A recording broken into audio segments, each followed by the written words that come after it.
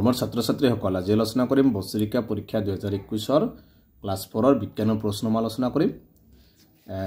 প্ৰথম প্ৰশ্নটো দিছে ক নম্বৰ দিছে সমুত্তৰ লিখা নম্বৰত 10টা আছে 10 মাৰ্ক। বতৰ কাক বোলে?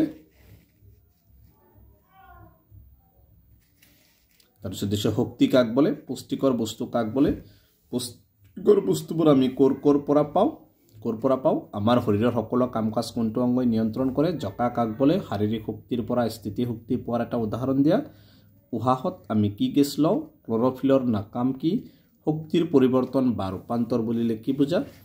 তাৰপিছত দিছে উত্তৰ লিখা। আমাক সৰহকৈ দৰকাৰ হোৱা দুবিধ পুষ্টিকৰ বস্তুৰ নাম লিখা। 10টা আছে 10 মাৰ্ক।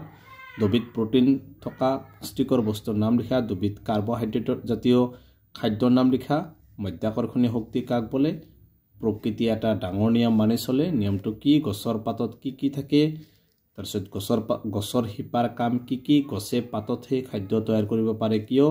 স্পৰ্শ মানে কি বুজা লিখা। জলচক্ৰ কাক বোলে? তাৰপিছত দিছে 3 নম্বৰ আবেলি ৰ'দৰ তাপ ভৰ দুপৰীয়া ৰ'দৰ তাপতকৈ কম কিয়? 3 মাৰ্ক। ডাৱৰৰ পৰা বৰষুণ কেনেকৈ হয়? এইটো 3 মাৰ্ক আছে। তাৰপিছত দিছে তন্ত্ৰ কাক বোলে? ৰেচন তন্ত্ৰৰ কাম কি? উশাহ বন্ধ হ'লে মানুহৰ মৃত্যু হয় কিয়? কুঁৱলী আৰু নিয়ৰ কেনেকৈ হয় লিখা। 3 মাৰ্ক এইবিলাক। আমাৰ শৰীৰত বিভিন্ন অংশ গঠন হ'বলৈ লগা 3বিধ খনিজ পদাৰ্থৰ নাম লিখা। 3 মাৰ্ক আছে। 3বিধ চৰ্বিজাতীয় খাদ্যৰ নাম লিখা। 3 মাৰ্ক। গছৰ পাতত কেনেকৈ খাদ্য তৈয়াৰ হয় সেই খাদ্যবিধৰ নাম কি? ইয়াতো 3 মাৰ্ক আছে।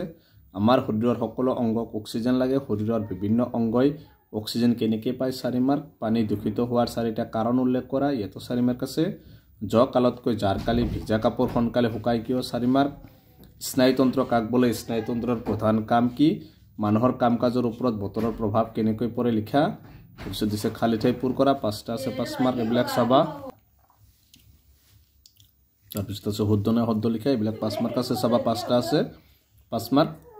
তাৰপিছত বিজ্ঞানী ডেভিড হিলবাৰ্টৰ ৰসাল কাহিনীটো লিখা 5 মাৰ্ক। বিজ্ঞান পৰীক্ষা বিদ্যালয়ৰ মধ্যে 10 মাৰ্ক। গতিকে এইটো আছিল ক্লাছ 4 বিজ্ঞানৰ প্ৰশ্ন।